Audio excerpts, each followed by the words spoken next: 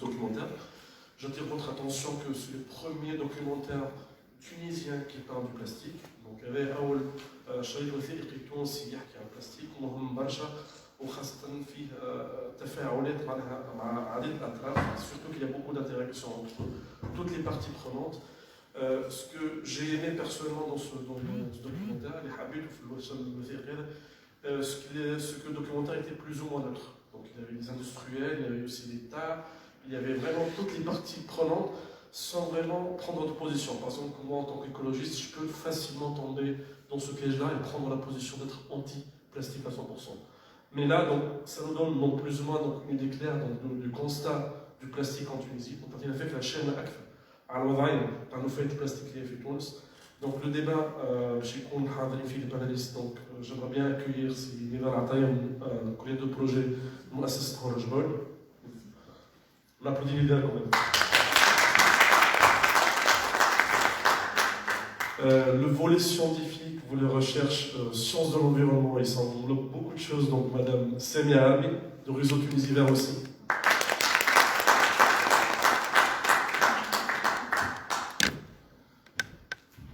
Également, donc, c'est une professeure qui est chère à mon cœur aussi parce qu'elle a fondé le collectif Zero Waste Tunis. J'invite Madame Dora Rebel.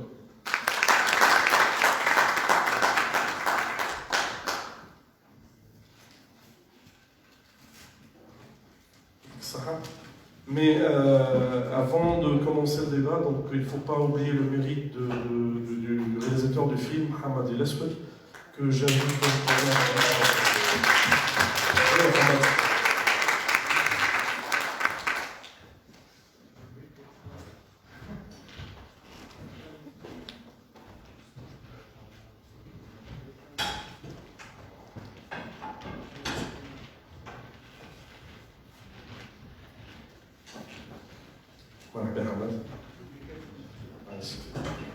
Et donc juste نبداو بك حمادي juste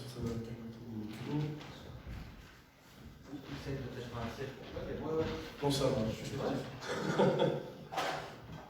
On a encore assez. D'accord. Malheureusement il est en place. On va faire mieux la prochaine fois. Alors, c'est pas du jetable, on essaie de le garder le plus longtemps possible. C'est le plus important. Alors Hamadi, je vais la poser la question en deux langues. Déjà, شنو تعطينا انت حتى نظرتك للبلاستيك والمفيد البلاستيكيه donc قبل الفيلم اثناء الفيلم وبعد الفيلم. Donc j'aimerais bien avoir l'avis de Hamadi donc qui est le réalisateur de ce documentaire donc par rapport aux déchets plastiques avant la réalisation, au cours de la réalisation et après. بون الكل نعرفوا انه معناها البلاستيك حاجه خايبه، يعني هذه حاجه ما نحن صغار نعرفوها. اما كي شينا نصوروا في الفيلم فما سليم زاد معنا يعني اللي هو البلونجور اللي خارج نتاع بالله تحيه سليم ديما.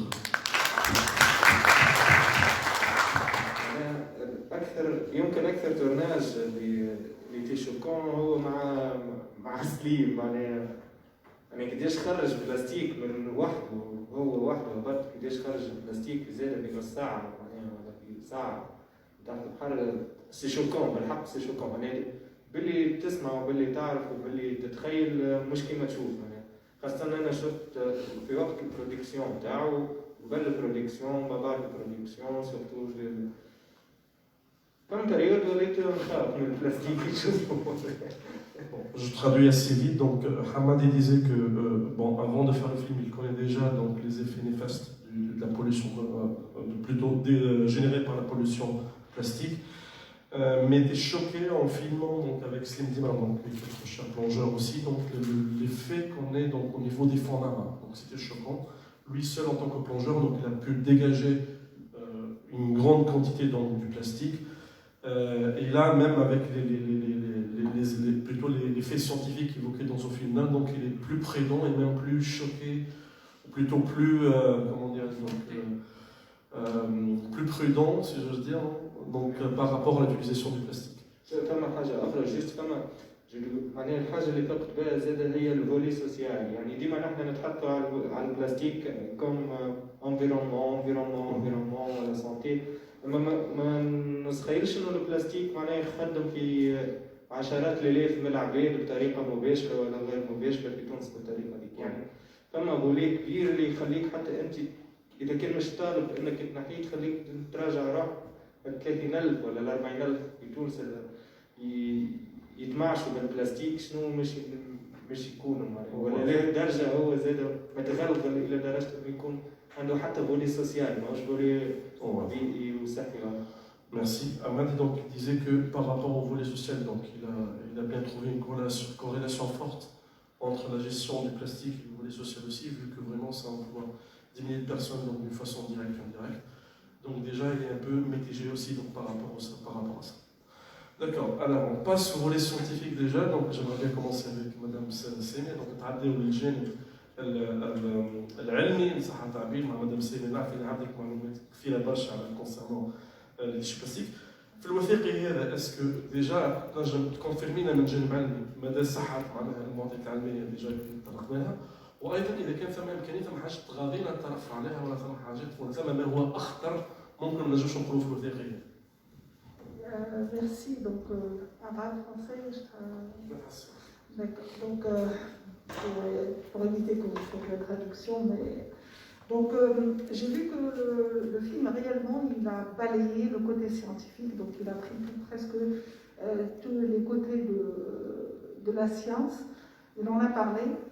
Ce qui est très bien, c'est que ça a évoqué la partie visible et l'invisible.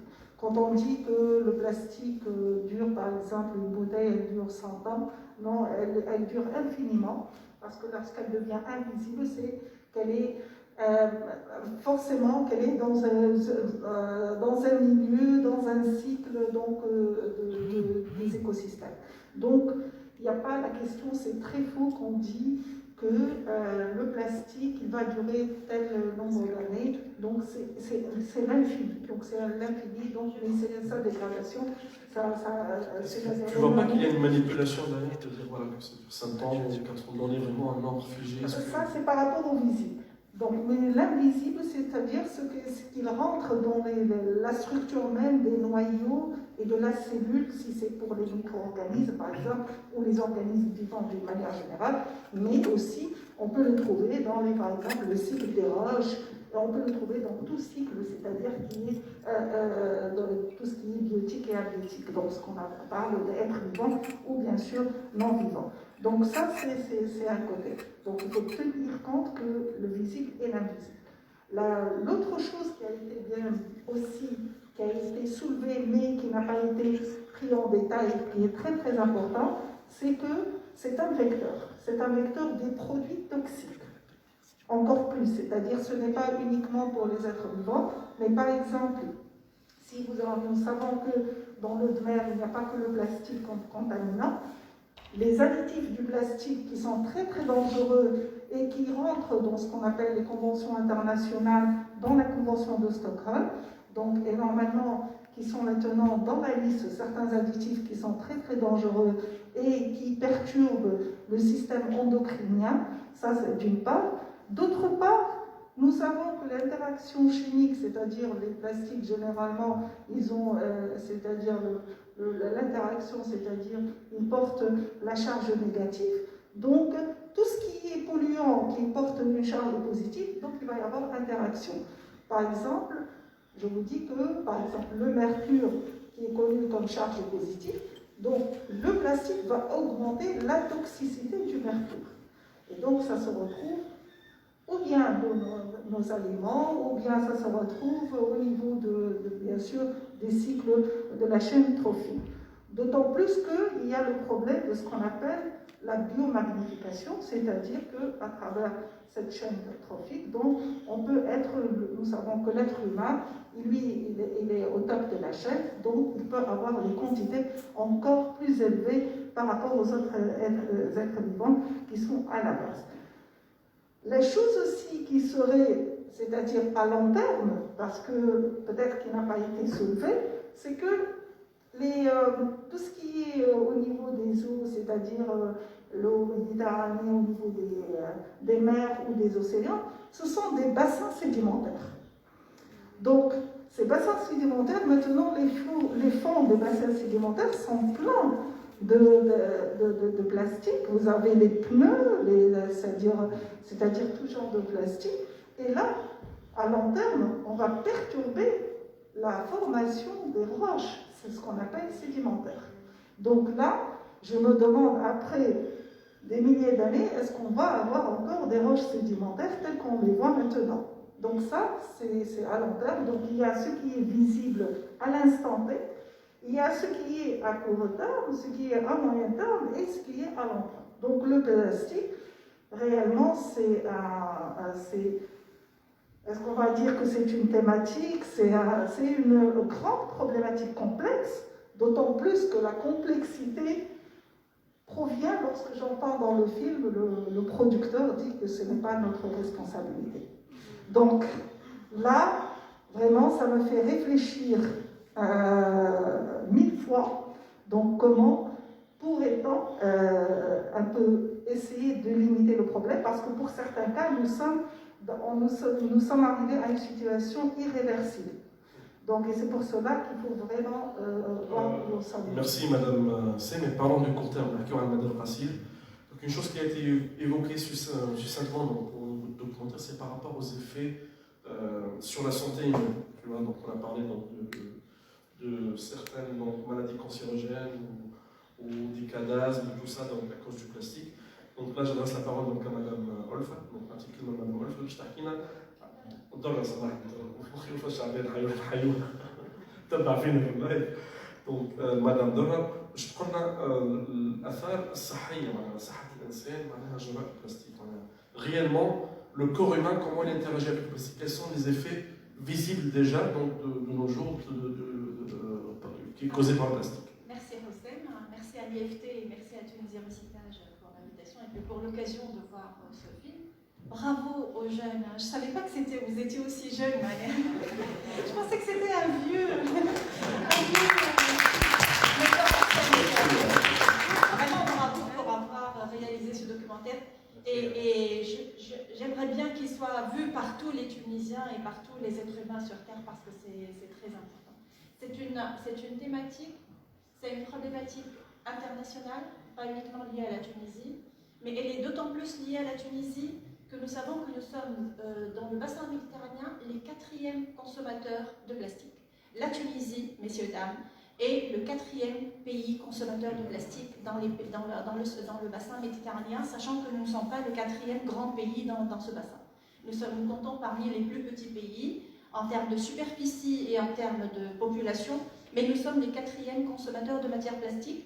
Et comme il a été mentionné dans le reportage, c'est 20 millions de dollars, c'est 54 millions de dinars.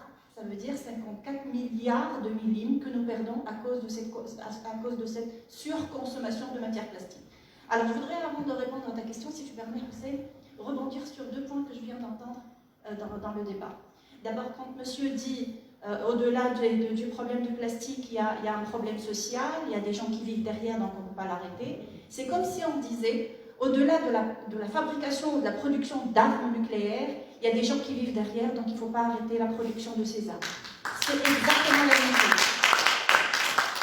Pour moi, en tant que scientifique, le plastique, après les armes, c'est la 2e catastrophe produite par l'être humain sur Terre. Pourquoi ? Parce que tout simplement, cette matière, comme l'a dit madame, bravo, le plastique, il est apparu dans les années 50 et il est arrivé en Tunisie dans les années 70, 80 même, parce que dans les années 80, on faisait les courses, on ne donnait pas de sachets de plastique. Donc il est vraiment arrivé en production importante en Tunisie dans les années 80. Et moi j'étais petite à cet âge-là et on allait dans les commerces, chez le boulanger, chez le vendeur de légumes et fruits, etc. Et on ne nous donnait pas de sachets en plastique, en tout cas pas gratuit. Donc en Tunisie, la production de plastique, elle est apparue dans les années 80. À l'échelle internationale, dans les pays développés dans les années 50-60, donc il n'y a pas encore 100 ans. Quand on nous dit que le plastique disparaît dans 100 ans ou dans 400 ou dans 500 ans, parce que la bouteille d'eau, il paraît qu'on pense encore qu'elle va se dégrader dans 1000 ans, personne n'a vécu pendant toute cette période pour justifier ces chiffres-là. Alors, je dirais que ce sont des estimations des gens qui ont envie de défendre la présence du plastique sur Terre. Pourquoi? Parce que, comme l'a bien dit Madame, il va disparaître, mais vous savez comment il va disparaître? Il va devenir des petites particules. Et ces petites particules, comme il a été expliqué dans le reportage, elles vont être consommées par les animaux.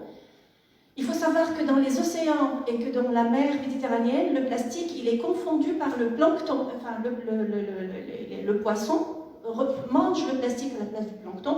Le plancton, ce sont les petits êtres vivants très très petits, microscopiques, que nous, on ne voit pas, mais que le poisson est en train de consommer. Hein, il consomme le plastique à la place du plancton. Et d'ailleurs, l'ONU, l'Organisation des Nations Unies, elle nous a alertés et elle dit que en 2050, il y aura plus de plastique que de poissons dans les mers. Et il faut savoir aussi que, revenons donc aux problèmes sanitaires, dans les océans, il y a ce qu'on appelle les gyres océaniques. C'est quoi ces gyres océaniques? Je ne sais pas si vous avez entendu parler du 7e continent de plastique.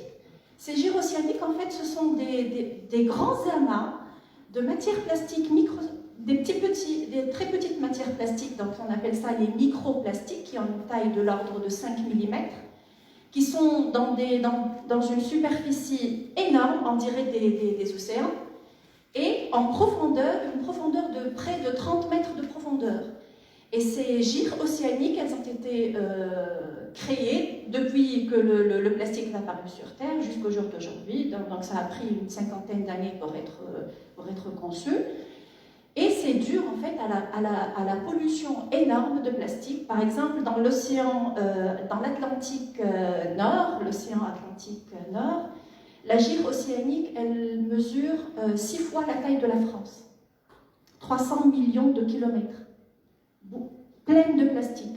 Et ça a été découvert il y a quelques années quand des marins se baladaient ou se sont trempés de chemin. Donc ils ont découvert un endroit, on dirait un océan, mais plein de plastique. Alors où va partir ce plastique? Pourquoi je trouve que le plastique, c'est vraiment, après l'arme nucléaire, c'est la deuxième catastrophe produite par l'être humain? Parce que comme l'a dit Madame, même s'il va devenir très très petit, même si on ne va plus le voir, ce sont des molécules chimiques issues de pétrochimie, bourrées d'additifs cancérigènes et très très toxiques pour la nature, pour l'eau et pour les animaux. Ces particules et ces molécules ne vont pas disparaître. Alors, il y a un point très, je dirais, négatif dans le reportage, mais bon, ce n'est pas dû au reportage en lui-même, mais il est dû au discours qui a été donné dans le reportage, c'est que le biodégradable, c'est une fausse information, une fausse idée. Non, je ne suis pas d'accord. Parce que le biodégradable, même s'il ne se dégrade pas comme on le pense rapidement, il ne contient pas de molécules chimiques, il ne contient pas d'additifs chimiques cancérigènes, il ne contient pas de phtalates, il ne contient pas tous ces composés qui ne vont pas disparaître dans la nature et qui, lorsqu'ils seront ingérés par les animaux, ça ne va pas tuer les animaux.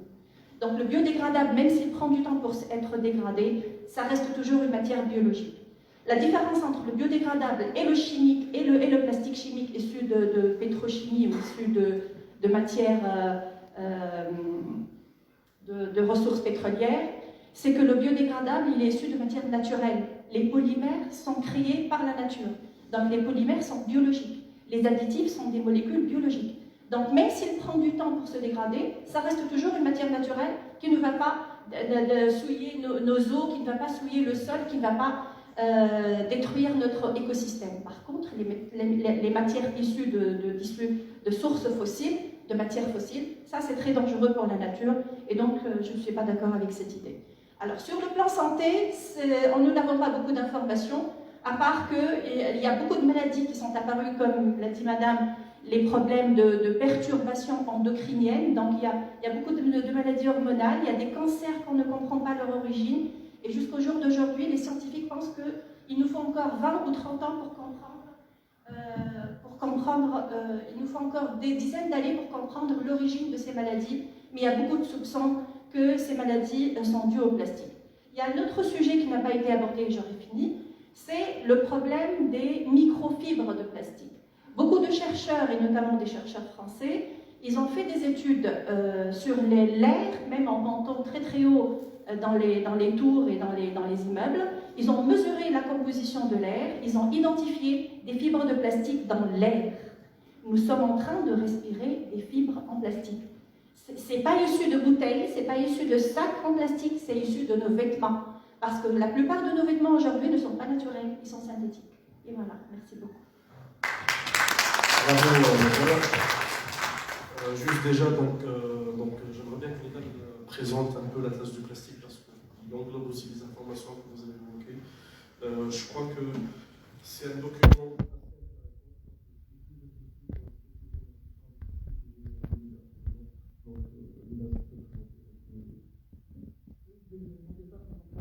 D'abord, merci aussi à l'IFT de par accepté d'organiser cet événement. Merci à vous aussi, tous et toutes, d'être présents ici.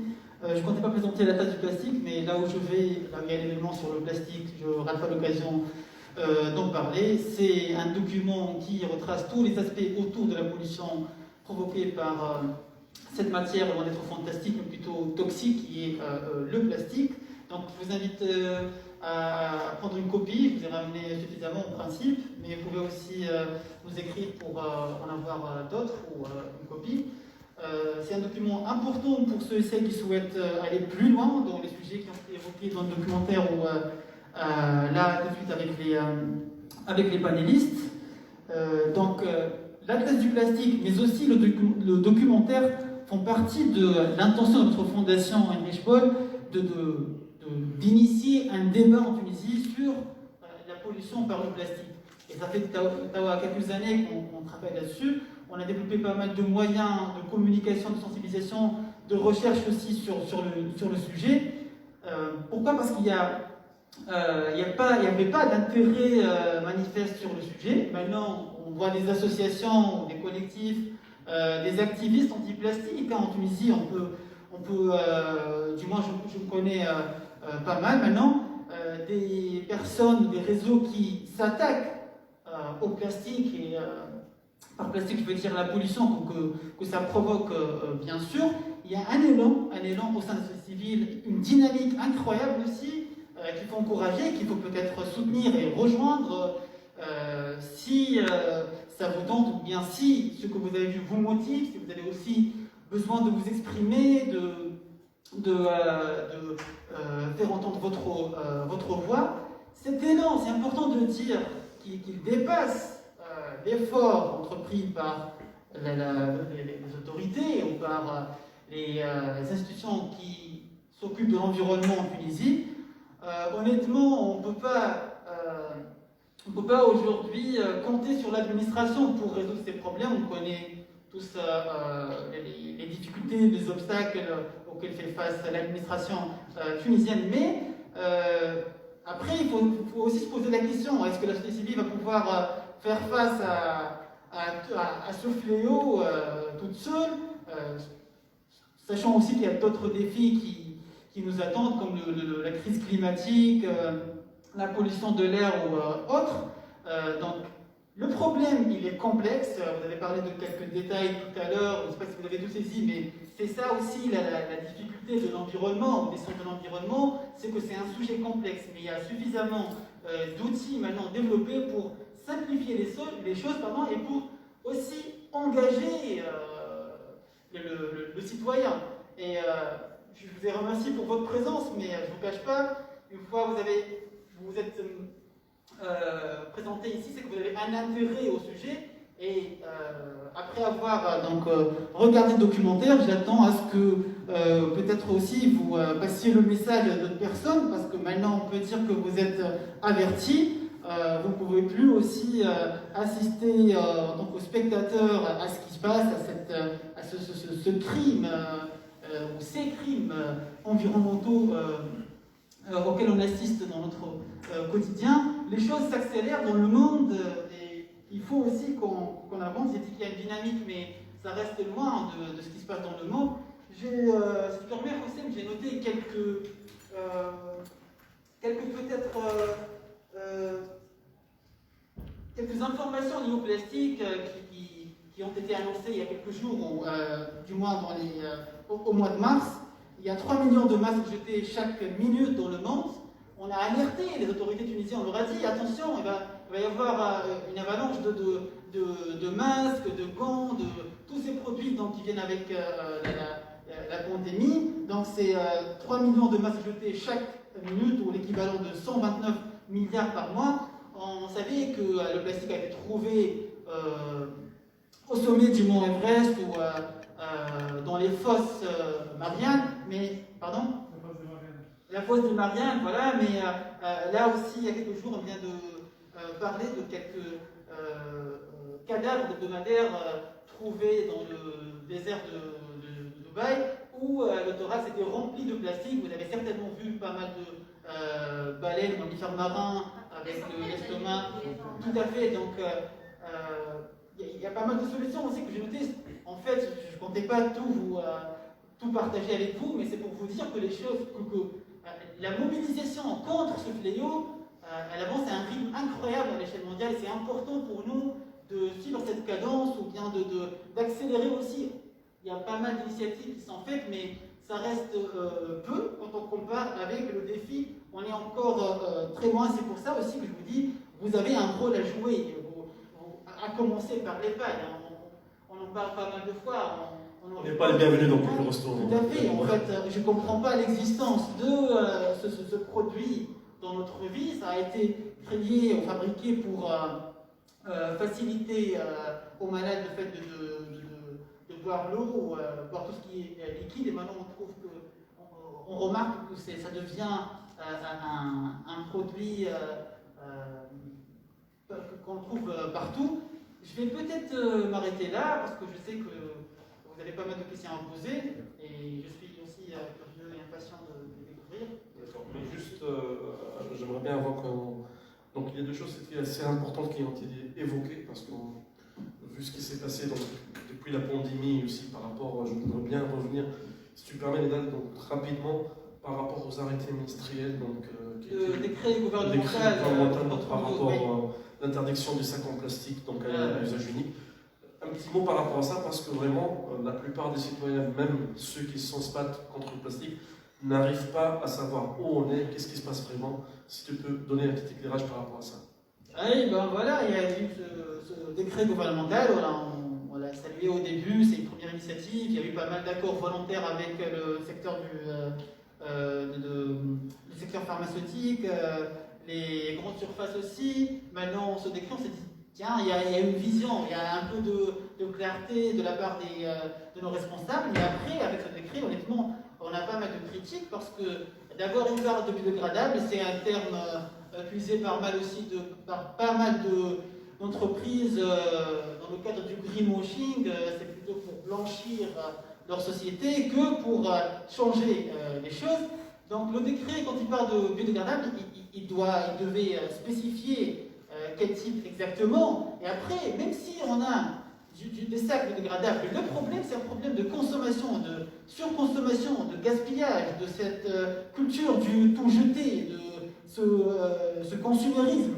Donc, est-ce que ça va nous faire sortir de ces mots ou pas? Donc, la question se pose. Après, aussi, même si on a des sacs biodégradables, il va falloir les collecter, il faut tracer un circuit bien spécifique pour que ça ne se mélange pas avec d'autres produits. Et comment on va les recycler? Donc c'est tout un cycle. On a tendance aujourd'hui à parler de l'économie circulaire ou bien à la limiter à une seule phase qui est la phase des déchets. Alors qu'il s'agit, bien sûr, on parle d'un circuit, donc il y a des phases, à commencer par l'éco-conception. Ça a été évoqué dans le documentaire, il y a pas mal d'autres phases, donc ce n'est toujours pas clair par rapport à ce décret. Aussi la matière première, où est-ce qu'elle va être produite? Est-ce qu'elle va être produite en Tunisie ou bien importée? Si c'est importé, là on va parler d'empreinte carbone. Donc la solution, moi je trouve que c'est d'éviter d'utiliser des sacs en plastique, d'utiliser des sacs réutilisables. Le réutilisable aujourd'hui, c'est la solution. Enfin, c'est aussi l'une des solutions. Malheureusement, on a vu avec la pandémie, le ministère a appelé, les affaires locales a appelé les les cafés-restaurants à utiliser le plastique à usage unique, alors que ça aurait été mieux, et voire même plus aligné sur la vision du ministère, d'inviter les usagers à ramener leur verre ou le produit réutilisable. Donc il y a aussi une manque de cohérence. On isole l'environnement, on isole le plastique, alors que c'est une fraction de nos déchets ménagers. On ne peut pas isoler aujourd'hui l'environnement. Tu en as parlé, Hamadi. Il y a les impacts économiques considérables, on n'en parle pas parce qu'on n'a pas de chiffres, mais ça ne justifie pas notre manière de voir l'environnement. Aujourd'hui, les politiciens, ils trouvent des difficultés, voire ils refusent de discuter de l'environnement. Même il y a beaucoup de chiffres qui sont pas, actualisés depuis 2013 malheureusement. Oui, moi je remets en cause plusieurs chiffres par rapport aux déchets ménagers et au plastique, car ils ne sont pas actualisés, car là depuis une décennie, voire plus, on n'a pas fait d'efforts pour aussi réétudier le mode de consommation des Tunisiens. Désolé, Hossein, j'ai été lent, donc je m'arrête ici. Merci Nidal. J'aimerais bien qu'on applaudisse Nidal pour sa générosité aussi. Donc, pour la place du plastique, donc, juste à la sortie, donc après, donc, il a ramené une bonne partie, mais si jamais vous aurez, vous voulez avoir plus, donc vous pouvez le contacter à la suite du débat. Donc là, on passe aux questions-réponses. Donc quand il y a assez de monde, donc normalement donc, on passe le micro et donc vous pouvez vous exprimer soit en français, soit en arabe. Donc là, je vais t'accueillir بالعربي ولا حتى بالسوري. حاجة بقى تحاولوا تكونوا مخلصين باش الناس الكل تنجم تسمع. Donc essayez d'être un peu synthétique donc, par rapport à vos questions pour qu'on puisse couvrir le maximum de nous. Merci. Je connais Habib Salouani. Monsieur. Moi, je ne vais pas poser de questions. J'ai assisté une fois à la maison de culture, la cité culture. Vous avez présenté ce document. Bon, voilà. La question, elle est très simple. Comment vivre sans plastique alors qu'il y a une raison économique? Embaucher les êtres, leur donner du travail. Donc, la solution, c'est impossible. C'est comment adapter la solution du milieu, le plastique avec moins d'utilisation et le problème de l'environnement. Parce que l'environnement dépend de plusieurs facteurs. Les énergies renouvelables, la pollution de l'air et tout ça. Donc c'est un problème vraiment très très très important. Ça, disons, d'un côté économique, moi je suis docteur en économie, je fais le développement et tout ça. Bon, le deuxième volet qui est très important, d'ailleurs, vous l'avez bien soulevé, les textes juridiques, les décrets et tout ça, est-ce que c'est à la portée de l'utilisateur, c'est-à-dire de celui qui... Parce que vraiment, il y a une très grande nuance. Si le texte est en arabe, en français, en anglais, tout ça, toujours, le terme, je prends le terme biodiversité. On le comprend, disons, maintes manières. Mais qu'est-ce que ça veut dire, biodiversité, par exemple?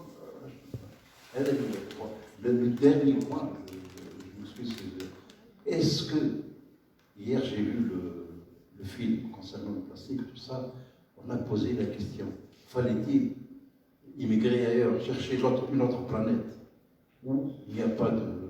Vraiment, c'est un problème très très important. Comment s'y adapter, comment trouver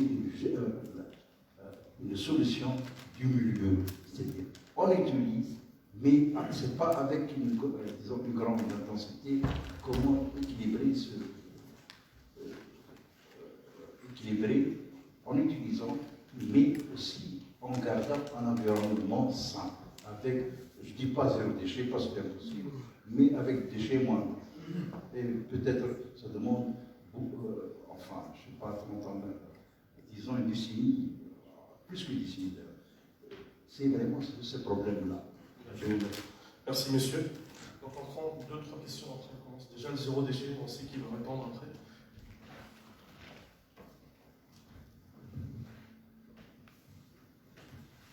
Merci. Merci beaucoup, Nescol. Un grand merci personnellement, j'ai apprécié. Donc, je suis Sabri. J'ai passé 1 année et demie de ma vie à travailler sur Plastic Smart Cities, qui est un projet et pour moi, en tant que jeune ou en tant que حسيت بالمشكله بالحق نتاع البلاستيك notamment le plastique à usage unique خاطر الكلنا نعرفوا اللي ما نجموش نقطعوا البلاستيك كومبليتمون من حياتنا فو كو البيسي اللي نخدموا بيه بالبلاستيك الفلس اللي في السوريه نتاعنا بالبلاستيك دونك فما بلاستيك من البلاستيك لو بلاستيك à usage unique حاولت نخدم عليه برشا c'est pas plutôt une question mais c'est plutôt un commentaire ونحب ناخذ راي بالحق العباد الكل في الساله هوني أنا pour travailler sur le projet هذايا لقيت peut-être حل واحد اني باش نركز عليه و une seule cible نركز عليها اللي هي الصغار c'est vraiment les enfants معناتها on a tendance à négliger ce vecteur d'information اللي qui sont vraiment qui تحكي مع صغير توا surtout في وقتنا توا تحكي مع طفل صغير ولا طفله صغيره تقولها راهو البلاستيك تقتل الفكرونه ولا البلاستيك راهي تقتل الحوته ولا تحكي معها بالحق بلغه ياسر بسيطه وتوريها تصاور بيان سور فما تصاور ما نوريوهمش مي جوست تفسر لها اللي راهو ولا تفسر له اللي راهو البلاستيك كشكاره هذيك بلاستيك ولا الطاب البلاستيك اللي تستعمله ماما ولا الحاجه معناتها البلاستيك اللي موجوده في الدار à usage unique راهي خايبه وراهي نهار اخر باش تقتلنا وراهي تضر بصحتنا. C'est très très important de dire ça et de mentionner ça dans nos discours. Donc, personnellement, je parle pour moi, j'ai perdu espoir في الكبار.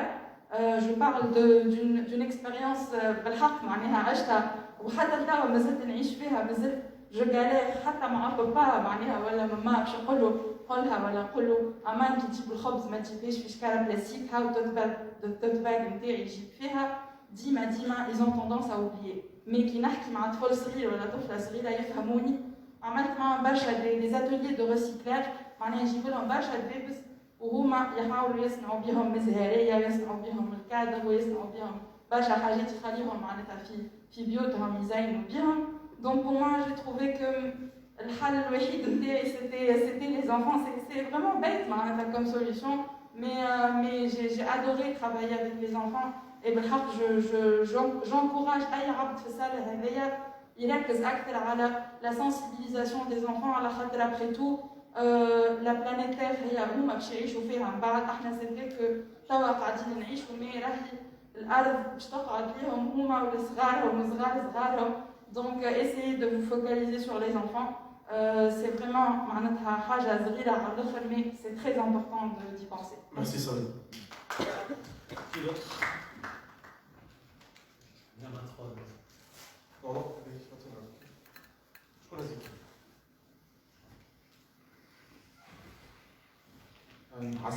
tout le monde. Donc on parle bien d'empreinte carbone, on parle aussi d'empreinte eau, mais on parle peu ou pas ou rarement d'empreinte plastique. Ça existe, on trouve maintenant des moteurs de recherche qui peuvent calculer l'empreinte carbone et eau. Mais ce volet-là est très important, qui est sous-utilisé par les institutions, soit gouvernementales ou non gouvernementales. Je pense que ce serait un volet très important pour la société civile d'y travailler sur, pour essayer de responsabiliser les multinationales et les individus, parce qu'on est tous responsables de ce constat pas très sympa. Et j'en ai juste un autre petit point, c'est une rectification. Je voulais revenir sur un fait, le fait qu'il n'y a pas le tri sélectif ou à la source en Tunisie, comme c'était évoqué dans le documentaire par l'un des intervenants. Donc, le tri sélectif à la source des déchets ménagers, donc, ça existe bel et bien en Tunisie depuis 2013. Maintenant, ça va faire bientôt 8 ans avec l'association Tunisie Recyclage. Certes, c'est pas généralisé sur tout le territoire, mais ça existe bel et bien. C'est comme si, je fais une petite allégorie, c'est comme toute la Gaule occupée par l'Empire romain, le petit village d'Astérix qui est là. C'est sur toute la banlieue nord, avec le travail de Tunisie Recyclage, que non seulement donc, le tri sélectif à la source existe pour le plastique et les plastiques, mais aussi pour tout le reste des déchets ménagers, comme le carton, papier, j'en passe. Et si vous êtes donc du coin, n'hésitez pas d'intégrer ce programme de collecte de déchets. Merci. Merci. Je te laisse répondre sur les trois et on va continuer. 3 autres. 3 autres. On répond et après on revient. Ah, pardon. Alors. Quand même, on donne au monsieur et après j'enchaîne. Pardon.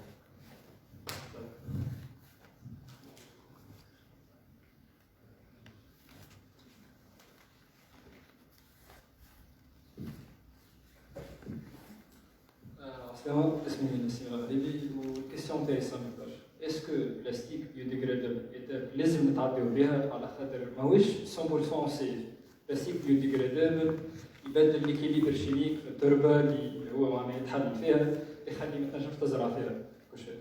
اسكو اسهل برشا انه نقزو ديريكت ونحيو البلاستيك كومبليتوم. Merci pour tes questions assez précises. On commence déjà par le zéro déchet, donc ça a été évoqué. Plusieurs thématiques ont été abordées.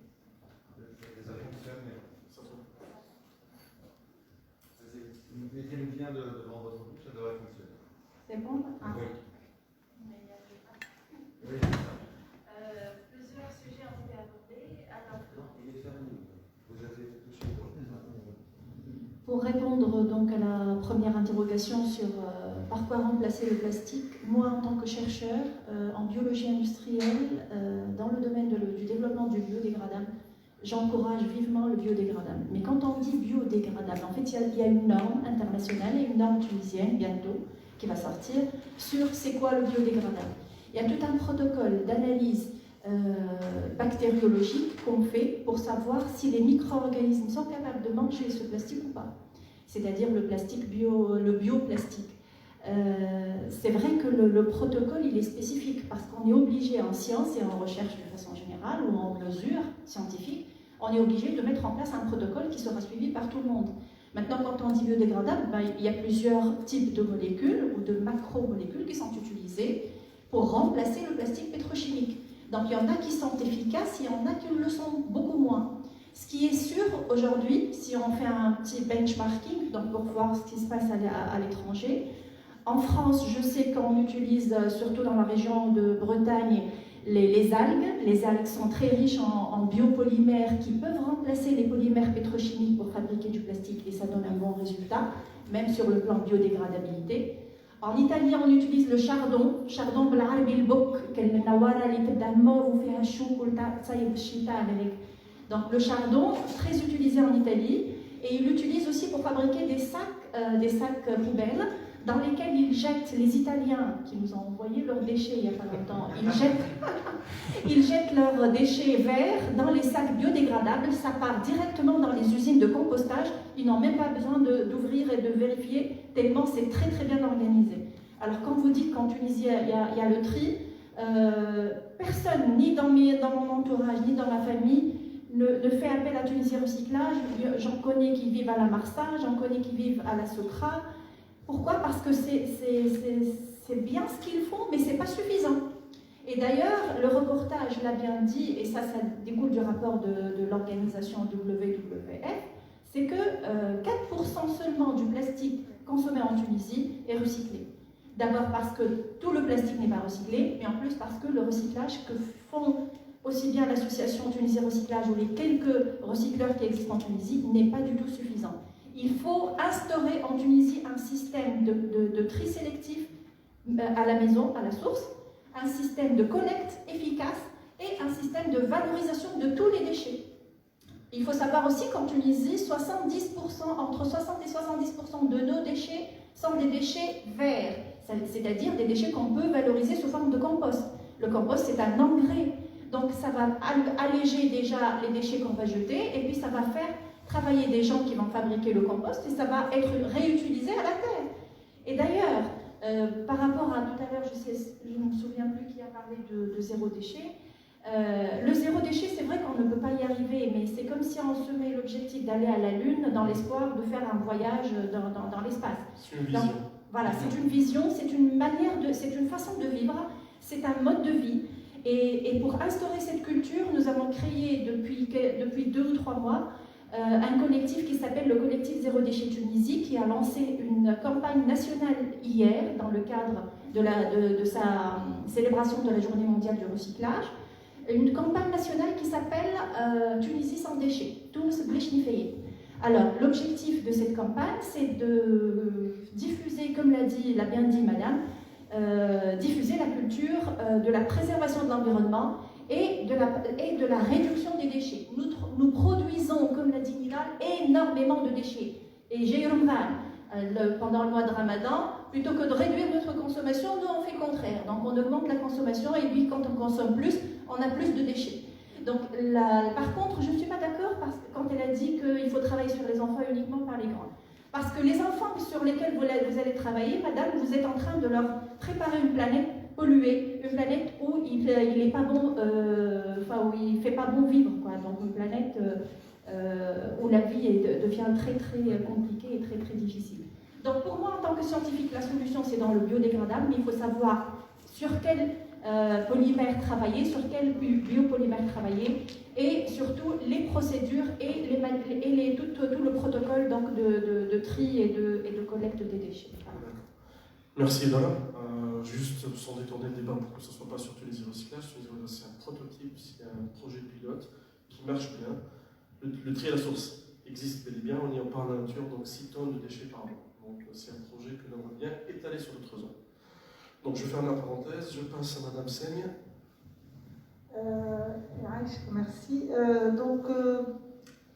J'ai quand même sur le fait de dire le biodégradable, pour moi j'ai une position par rapport au biodégradable, parce que la définition scientifique de tout ce qui est biodégradable, c'est dans un écosystème naturel. C'est-à-dire que même si notre objectif c'est d'avoir le maximum de polymères naturels, mais ça va être synthétique parce que c'est quand même les quantités vont primer par rapport à la qualité. Donc tout cela me fait penser et je préfère qu'on réfléchisse sur un autre terme parce que l'élasticité du plastique, forcément il y aurait des additifs. Certes, il y aurait moins. On a fait par exemple l'expérience avec des étudiants qui ont travaillé sur du plastique à partir des résidus de pommes de terre. Donc, de 40 additifs dans le plastique, on est arrivé à 4 uniquement additifs, mais avec quand même des substances plus ou moins acceptables. Moi, ce qui me fait toujours penser, c'est la plante, lorsqu'elle va absorber, elle va absorber de l'eau avec des substances. Maintenant, on ne parle plus uniquement de sels minéraux, mais des substances qui sont diluées dans l'eau, et ça me fait toujours réfléchir, donc il faut avoir ça en tête. Pour ce qui en est, on reste toujours dans l'éducation parce que c'est très important, et je suis dans l'enseignement. C'est vrai que parfois, je le dis peut-être, l'habitude tue l'aptitude. Donc, c'est deux termes différents. Pourquoi? Parce que vous pouvez enseigner l'enfant, c'est vrai, vous pouvez faire beaucoup d'efforts, mais quand il revient à la maison, donc il y a l'habitude qui va primer par rapport à l'aptitude. Et il vit plus avec sa famille, donc il faut travailler en parallèle. Ça, c'est un point. Le deuxième point, c'est que parfois, et ça me fait toujours, j'attire votre attention, avec les enfants, il ne faut pas travailler sur le plastique de telle sorte à le valoriser.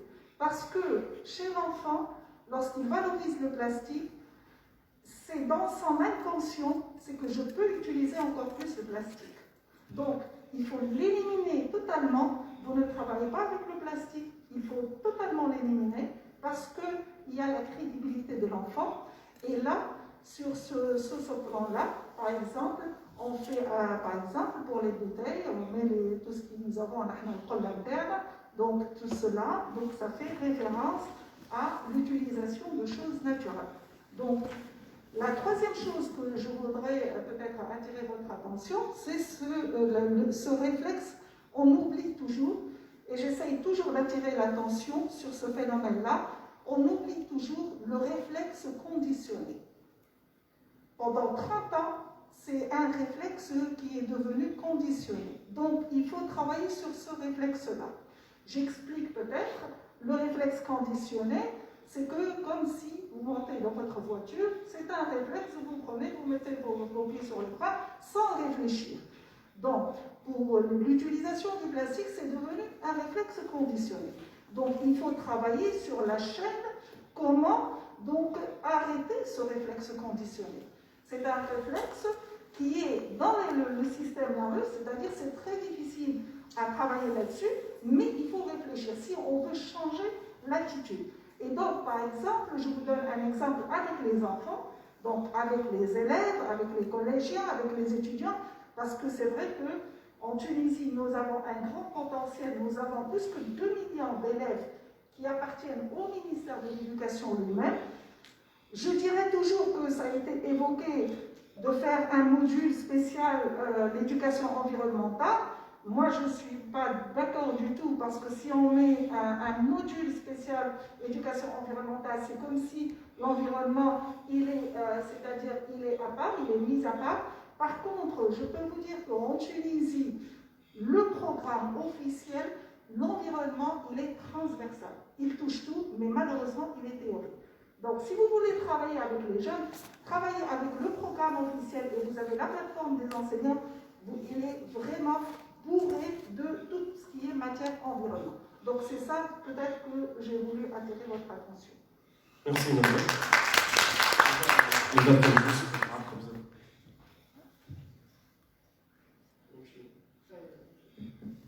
Peut-être je commence avec l'éducation, même si Madame Seigne en a parlé.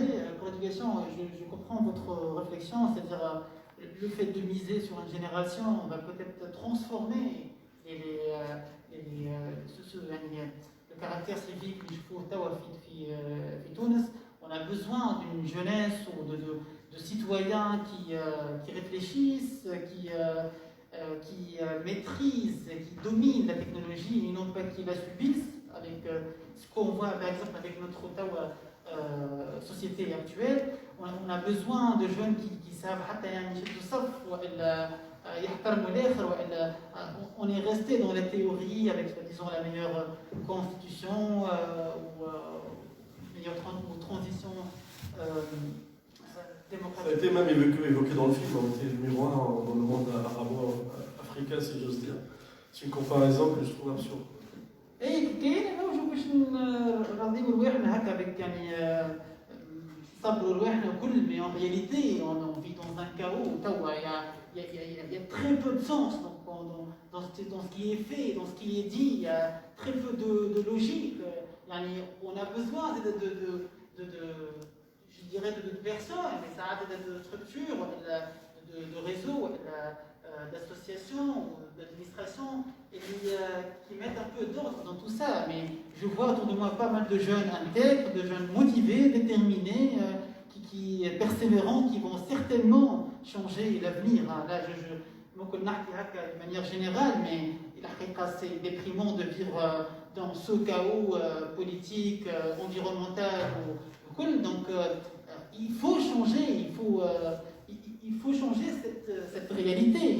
Après, ça ne sert à rien de vivre dans une démocratie et en même temps subir toute cette pollution, ces crimes environnementaux. Et ça ne sert à rien en même temps aussi de vivre dans un environnement sain. Oui, une femme, on enfreint la loi ou beaucoup d'injustices, pour le monsieur qui a parlé d'empreinte plastique, mais ça a du sens. D'ailleurs, il me rappelle de pas mal d'entreprises qui essayent de limiter le plastique, notamment dans l'emballage. La société Capsule In, ils ont fabriqué des capsules de café compostables. Il y a les tests de grossesse aussi à base de matière organique.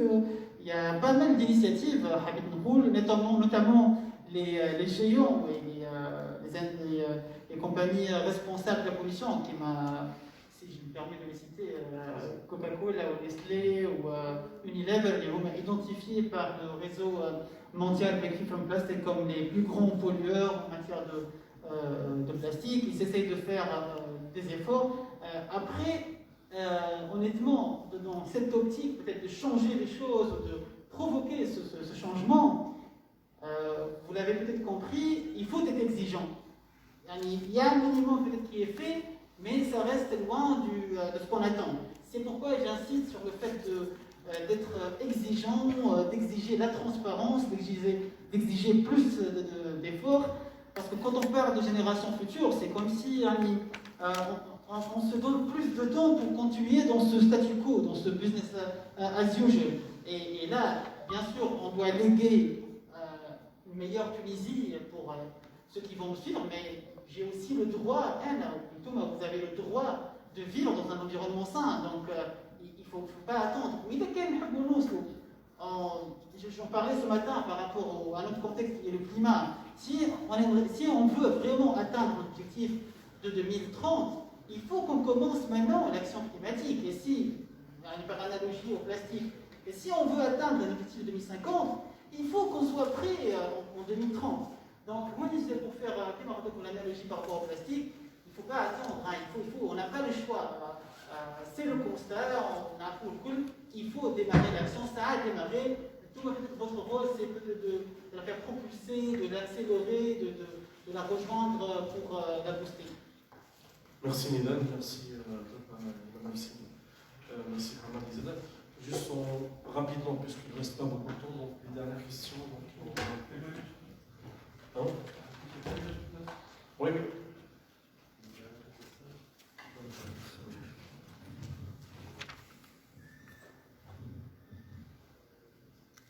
Bonsoir tout le monde.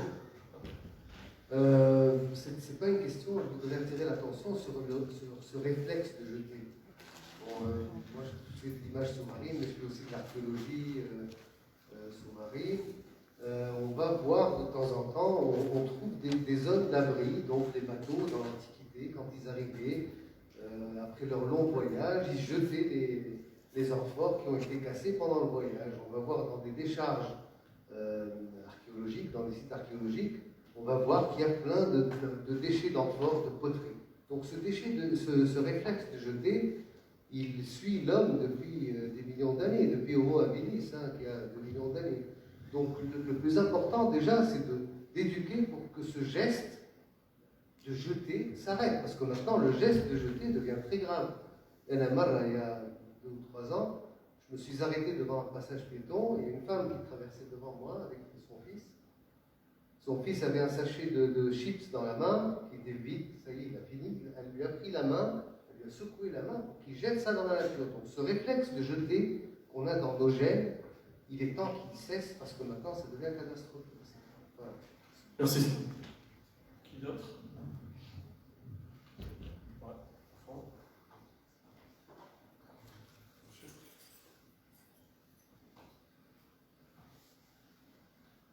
السلام. اليوم حكينا برشا على البلاستيك اما ما حكيناش على عباد تلم في البلاستيك. اليوم امام حلقات في تونس وبرنامج قاعدين يعيشوا في وضع خايب برشا. وقتاش باش يتم الحمايه نتاعهم باش نحيو بهم اكثر معناها. شنو لازمنا نعمل باش نحيو بهم اكثر؟ يعطيك الصحة والله.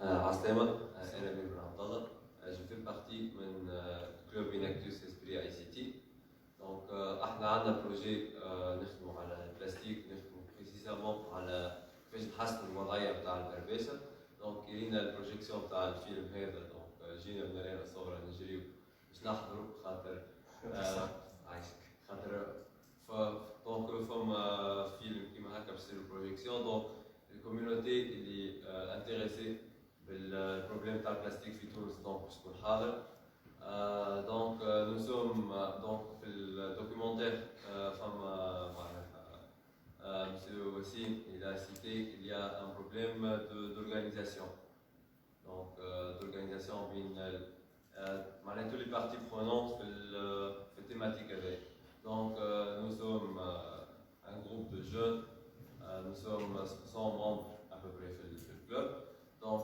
comment on peut contribuer, comment on peut travailler, comment on peut organiser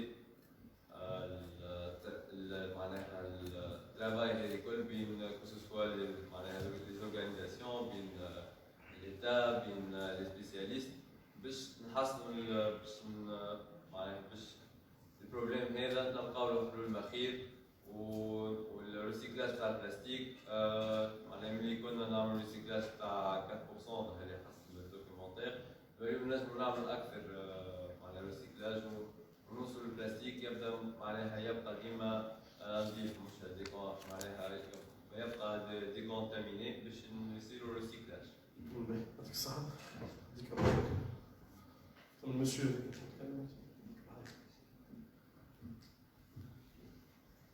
كمل المسيو هذا وكملوا السيد مرحبا بكم الناس الكل. دونك وطي مرزوق هو اكتيف في نكتس اسبري اي سي تي. دونك باش نحكي من الاول على الاكسبيريونس عملناها دانييرمون اللي هي مشينا حكينا مع ريزيدونس، عملنا استيماسيون فيها 180 دار، حكينا مع برشا عباد قد يعيشوا بلاستيك معناها. خرجنا في الجمعه ببري 140 كيلو بلاستيك. عملنا كيساشي نتاع بلاستيك في السوسول مع بحث لي بوبيل اللي تعيشوا فيهم الزبله. في اخر الجمعه لقينا 30 كيلو كهو. دونك من 140 30 كيلو اللي هي حاجه ياسر بعيده على بعضها. دونك لهنا المشكله واضحه اللي هي السيلكتيف سورتينغ من السورس. الحكايه هذه صعيبه ياسر باش تصير خاطر انت لهنا باش تلعب على الواي نتاع العباد، مي البروبليم عندنا واضح. الكيستيون تاعي هي علاه مازلنا ما لقيناش حل. دونك البروبليم واضح ونشوفوه ونجموا نخدموا عليه، ومش مستحيل ان نوصلوا نحققوا حاجه ياسر كبيره معناها. دونك نعرفوا شنو البروبليم تاعنا. انا بيرسونيلمون ما نشوفش انه الماتيريال بلاستيكي تتبدل، ما نشوفهاش حاجه باش تعطي في الاخر. علاه؟ انه ما عادش نستعملوا البلاستيك حاجه باش تضر برشا عباد، معناها حابين ولا كرهنا البلاستيك باش يبقى ديما موجود في حياتنا. دونك لا ميور سوليسيون هي ان نحاولوا نحدوا من البوليسيون تاع البلاستيك. معناها العباد باش يعاونونا كيفاه في السيلكتيف سورتينغ، والبلاستيك هذاك كي يتلمد يولي ما عادش يطيش، ونستغلوا في حاجات اخرين وكيف نربحوا برشا حاجات. ميرسي يعطيك الصحة. جوست بالي مسلم. ديزولي ما فهمتش عن برشا.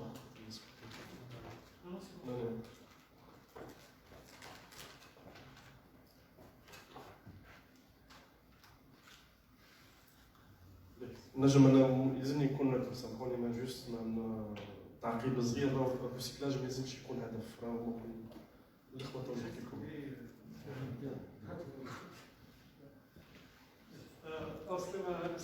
Donc, je suis Slim Souili, je suis le président de l'association Abyss Plongée. Donc, je remercie déjà, c'est juste un témoignage, je remercie Hossein avec qui j'ai travaillé longuement à tout ce qui est environnemental. Je remercie toute l'équipe du film et l'IFT pour l'accueil. Bon, ça fait des années que je plonge, j'ai déjà plongé avec M.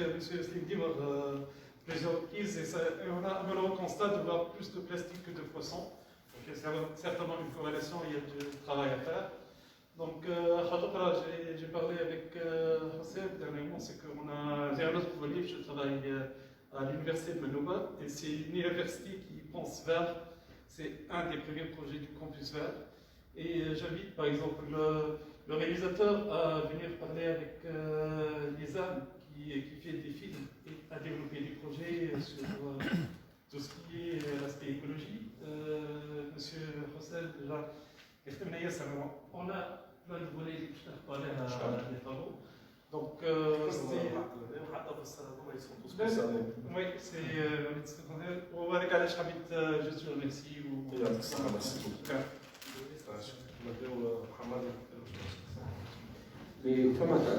فما كلمة أنا قلتها بكريكا وبرامون خلق البوليميك، وقت اللي نقول الفولي سوسيال نتاع البلاستيك يعني إنه البلاستيك في حد ذاته هو القوة نتاعو فين؟ هو جاي في ليزاني 60 وجي قال وبدا ودخل في كل شيء وبعد قال لي شوفوا لي حل. أنا ما عادش أنا خويا أنا قدامكم وأنتم شوفوا لي حل. من الفولي اللي دخل فيه إنه خلق حتى ان فولي سوسيال يعني مش كونسوماسيون بركة بل حتى موتور نتاع إنه قاعد يعيش في العباد. مش معناها نحن ما نحيوهوش خاطر يعيش في العباد هذيك، سي با سا. أما هو قوي ياسر يعني كستركتور ايكونوميك ولا كستركتور سوسيال حاجه انورم ياسر. ثاني حاجه علاش نحن مثلا في نوال وانا زاد جمعت رئيس لو سيجي هذايا نتاع البلاستيك اون بارتيكولي، على خاطر البلاستيك ماهوش هو حاجه معزوله في حد ذاتها. كان نشوفوا في البارتي اللي نحكيو فيها على الحلول في الفيلم خلينا الناس الكل تسب في بعض. يعني هذا يقول لك الكونسوماتور غلط، وهذا يقول لك ليه الكونسوماتور صحيح، والاخر يقول لك ليه الدوله غلطه، والاخر يقول لك ليه البرودكتور صحيح. لا تفهم شيء، خاطر اون فيت هما الكلهم غالطين والكلهم اصحاب. سي كيستيون دو سيستيم. الكابيتاليزم هذيك هي علاش يقوم، يجي يعطيك حاجه ويبدا يستغل في الانسان ويستغل في الطبيعه، ومن بعد يقول لك خويا انت شوف حل، تحب تعيش تحب تموت. دونك من الحاجات اللي لازم تلعب عليها زاد الكابيتاليزم في حد ذاته، انه نلقاو حلول من نوع ريسكلاج، من نوع بيوديغرادابل، من نوع ادرا شنو، وانه زاد نلوجوا الحل للبلاستيك وحده. الحل ماهوش للبلاستيك وحده، الحل للسيستم اللي نعيشوا فيه اون جينيرال. ما نجموش نلقاو حل للبلاستيك بالاتيكا هذيا، ما نجموش. هذه حاجه لازم نقولوها اليوم، سامحني نضال، معناها ما نجموش نلقاو حل للكابيتال معناها للبلاستيك بالحكومه هذه ولا بالحكومات اللي سبقت. ما نجموش نلقاو حل للبلاستيك بالبرلمان هذايا، ما نجموش نلقاو حل برجال الاعمال هذوما. المواطن هو اضعف حلقه في المساله هذه. لا كلنا مع بعض. Donc c'est pour ça il ne faut pas changer le plastique, il faut changer le système. يعطيك الصحة حمادي، tu as suscité un point très important déjà. تصوير علي إسحاق. حاجة برشا مهمة ونتمنى كان نجاوبوا عليها، ما حكيناش عليهم برشا. اليوم تسمع عندنا 8000 برباش في تونس. Donc déjà ils sont مع الحق، ils sont une partie prenante. تونس العاصمة. لا تونس العاصمة برك 8000 برباش. Force productive, vraiment qui participe à la croissance économique. نعرف با فورسيمون ثما دي كان ممكن نعبروا الشركات وحكايات تاع البرباش يعني النظام قاعد يخدم ثما خدمة كبيرة برشا على المصبات. مي اون فو بيان ديسكوتي سا حتى نعطيو إنارة على الوضع وشنو حتى الحلول معناها. Vas-y. Voilà. Alors, donc, le fait de jeter, c'est vrai que nous sommes devenus, nous vivons actuellement dans une société de grande consommation, donc on jette beaucoup. Alors, la notion de zéro déchet, en fait, c'est quoi? Il y a 5 principes, il y a 5 R. Le premier R, c'est refuser. Et refuser quoi? Refuser tous les emballages, tous les objets que lorsqu'on va les utiliser, on va polluer l'environnement et notamment le plastique à usage unique. Alors, le plastique, il faut savoir que dans le monde, 25% du plastique, il est utilisé dans le domaine de l'emballage. En Europe, par exemple, 40% du plastique est utilisé dans le domaine de l'emballage. Et quand on dit emballage, ça veut dire emballage à usage unique. Le plastique qui est utilisé une seule fois, on l'a utilisé par exemple pendant une semaine, pendant un mois grand maximum pour conserver nos aliments, et par la suite on va le jeter, il va vivre des centaines ou des milliers d'années.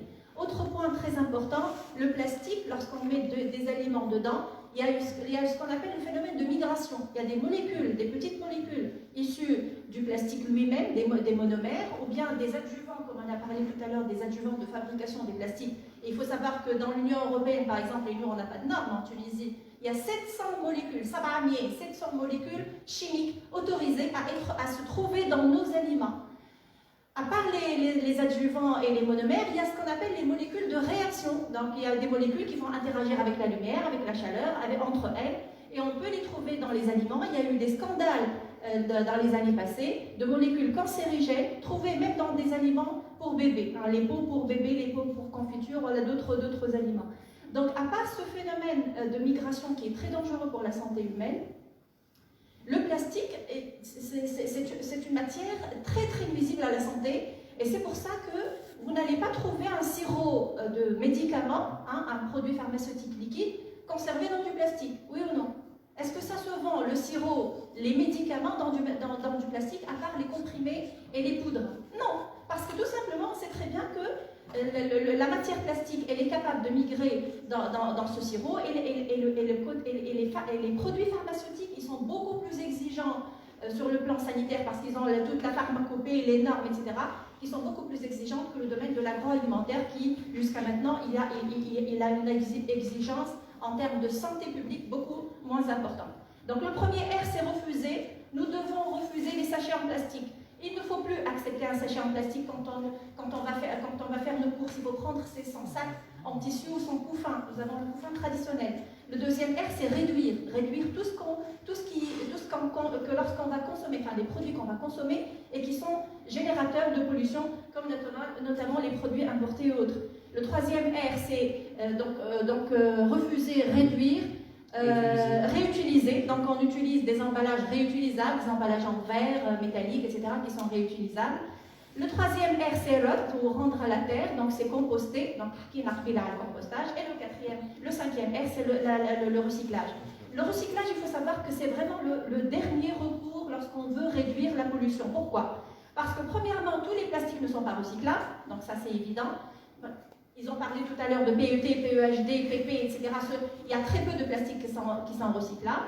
Deuxièmement, parce que certains plastiques qui sont utilisés, dans lesquels on va mettre des aliments très gras, on ne pourra pas les recycler parce que leur recyclage va coûter très cher, donc ils ne sont pas recyclés, comme les pots de yaourt par exemple. Et troisièmement, parce que le recyclage en lui-même est producteur de gaz à effet de serre. Donc dire que oui, ça va, je produis un aliment emballé dans du plastique, mais il sera recyclé, c'est un faux problème parce que vous allez produire un emballage qui, lorsqu'il sera collecté par les pauvres gens qui s'appellent Barbécha et il sera recyclé, ben, il va produire des gaz à effet de serre, donc il aura une empreinte carbone importante. Donc l'idéal, c'est de refuser, réduire et réutiliser les trois premiers R. Et puis Et pour recycler, il faut bien trier. Juste le fait de jeter qui c'est un réflexe conditionné. Il faut casser ce réflexe conditionné. Je vous donne un exemple. Il faut être pragmatique. Quand on parle, il faut donner des alternatives et des solutions réelles. Là où on voit réellement, on les sent et on les voit et on les manipule. Je vais vous dire un exemple. Par exemple, on a travaillé sur ce qu'on appelle une poubelle intelligente. C'est quoi la poubelle intelligente? D'une part, on l'a fait avec ma carte pour l'énergie solaire pour les élèves. Quand ils passent, ça va s'ouvrir et pour jeter. Et cette part de poubelle, elle parle à l'enfant. Donc, là, c'est apprendre par l'action. Donc ça va influencer. L'Enactus, vous pouvez travailler avec les élèves. Je dis bien les 2 millions. Là où les 2 millions d'élèves, c'est un potentiel, c'est un sixième de la population tunisienne. Et donc, il faut travailler avec eux. Il faut travailler avec la structure existante, parce que c'est vrai qu'il faut voir comment ça fonctionne au ministère de l'Éducation. Donc, travailler avec eux, parce que ce sont des vecteurs durables. Et lorsqu'on sait travailler avec eux, ils transmettent à leur famille. Le troisième point, qui est très important, on oublie la géopolitique du plastique. Parce qu'on n'est pas isolé.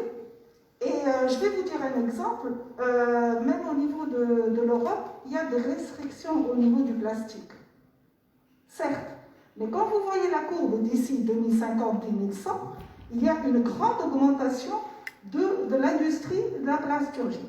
Donc, l'année dernière, c'est-à-dire en 2019, j'ai lu qu'une société française, parce qu'il y avait une restriction au niveau de l'Europe, une société française de plasturgie, elle est venue signer pour la première fois en Tunisie avec l'UTICA, donc l'industrie plastique. Donc il faut voir comment ça fonctionne, même à l'échelle internationale, parce que, bon, je fais partie du débat international sous le programme des Nations Unies pour l'environnement, parce qu'on veut pousser pour qu'il y ait une convention qui traite du plastique, parce que, comme l'avait bien signalé, et je salue, parce que vraiment, c'est un maillon très très important, ceux qui donnent la réalité, parce que vous êtes en train de donner la réalité, et avec cette réalité, on peut faire des stratégies et on peut planifier. Donc, ce qui se passe à l'échelle internationale, c'est le pouvoir de l'argent, hein. C'est lui qui gère ces conventions-là. Et donc, vous ne savez pas combien, par exemple, on est arrivé à un seul, c'est-à-dire sur la photosensibilité, l'additif sur la photosensibilité, pour qu'il soit dans la convention de Stockholm intégré. Vous ne savez pas combien de débats, parce qu'ils refusent. Donc, comment on va gérer ce plastique-là? Nous avons des consommations par secteur. Le secteur agricole à lui seul, regardez parfois quand vous passez, vous voyez les champs agricoles avec du plastique sous serre. Donc ça, c'est énorme aussi. Ils utilisent énormément les emballages de pesticides. Donc, ce qu'on va essayer au moins ce qui est l'usage unique, au moins si on diminue l'usage unique qui n'est pas nécessaire, déjà, c'est un pas. Donc, il faut voir la chose, c'est-à-dire la problématique du plastique dans sa globalité, et chacun, comment il peut travailler sur des acteurs durables. C'est-à-dire, malheureusement, ce qu'on voit pour les plastiques, des activités sporadiques, on ne travaille pas ensemble, et on travaille parfois, peut-être je dirais qu'on travaille parfois, comme je suis dans les sciences de l'environnement, donc on travaille parfois sans stratégie, donc par des idées qui montent, mais qui ne sont pas durables. Voilà, merci. Merci Madame Samia. On finit avec Bilal. Je كمان على l'aspect géopolitique, environ 130 pays qui ont manifesté leur volonté d'aller vers un accord international contraignant, juridiquement contraignant par rapport à la pollution par le plastique. Il y a quelques initiatives, quelques politiques, il y en a pas mal aussi en Afrique, une trentaine pour les 56 pays africains, dont le Rwanda depuis 2009, ou le Kenya. On a invité d'ailleurs à amener au mars 2020 quelqu'un du Kenya pour nous parler de leur expérience. Après 2 échecs, ils ont réussi à instaurer une loi stricte qui peut donc aller à une amende d'environ 40 000 $, mais aussi conduire à la prison. Donc, le contexte avec cette volonté d'aller vers un traité international, il est attendu que l'utilisation de la production de plastique augmente d'ici 2050. Le monsieur tout à l'heure il a dit qu'on ne va jamais pouvoir mettre fin au plastique. Moi je trouve que oui, même si ça va augmenter à 99%, c'est des énergies fossiles. Et vous savez, les énergies fossiles, c'est pas renouvelable. Après, il y a pas mal d'industries aux États-Unis. Donc on arrive à l'idée اللوبي كما نقولوا الشركات اللي وراء البلاستيك تشوفوا برشا aux États-Unis وين عندهم الاندستري نتاع الشيل غاز نتاع الغاز دو شيست والبرودكسيون كبيره ياسر ولاو يمشيو في البرودكسيون نتاع البلاستيك. Donc ça va croître certainement, mais à un certain moment, ça va certainement diminuer. Et que nous avons cette année ou toutes ces décennies. فما quelques points اخرين حابين نقول les jouets, il y a des études qui ont prouvé que 25% des jouets contiennent des matières toxiques. C'est intéressant pour ceux qui ont des enfants et ceux qui n'ont pas. Par rapport aux femmes, je mets l'accent sur ce point parce que les femmes sont plus exposées que les hommes, parce que selon notre culture, elles se trouvent plus que les hommes dans la cuisine, plus en contact avec les contenants en plastique, les produits cosmétiques. Là, c'est pas pour victimiser la femme, plutôt pour vous dire que vous devriez être des actrices aussi dans ce mouvement. Vous exigez la transparence, les détails, les produits cosmétiques et autres. Pour les barbèches, c'est le chiffre de l'Angers qui n'a pas été réalisé. En réalité, il dépasse largement les 10 000 barbèches et barbèches. Il y a une étude intéressante que je vous invite à consulter, faite par International Alert, qui a elle a été bien documentée. Il y a une vidéo, il y a un rapport là-dessus où les femmes, il y a des femmes barbèches, il y a aussi des personnes qui ont des personnes à mobilité réduite, aussi des barbèches. Donc, après, je reprends ce que j'ai dit hier dans un autre événement, c'est que dans cette informalité, il y a beaucoup de formalités. Il faut savoir, il faut faire un effort pour comprendre les barbèches. Il ne faut pas dire seulement de l'informel ou ما يحبوش يدخلوا وغيره على خاطر قاعدين يتصرفوا لازم نفهموا حتى يعني sur le plan هكا sociologique نفهموهم أكثر باش نخرجوا des solutions qui arrivent à répondre à leurs problèmes. Jusqu'à maintenant, pas de l'égalité, pourtant là, ils collectent environ 80% du plastique.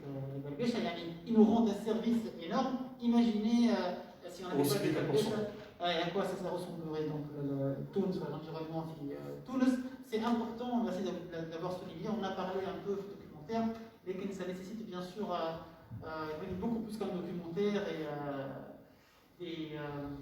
الريفيلز ما يقبلوش نحن جينيا باسيف مبروك كان موظف في الدوله في اداره الملكيه الفكريه لكن ماهوش دونك هو يفهم مش معناه فيلم مش معناه هذاك علاش qu'elle était obligée de Bon, je vous remercie déjà pour la qualité de débat, franchement.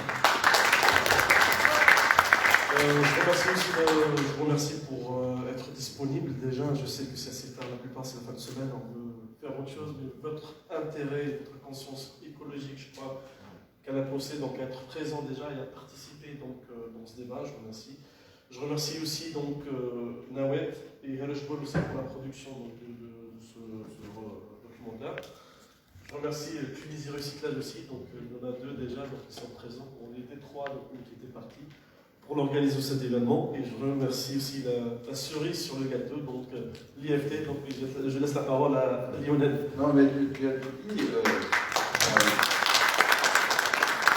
Je vous remercie tous les intervenants d'être venus, d'avoir un discours d'ailleurs si investi, si convaincu. Félicitations encore pour ce film qui effectivement est saisissant et nous saisit tous.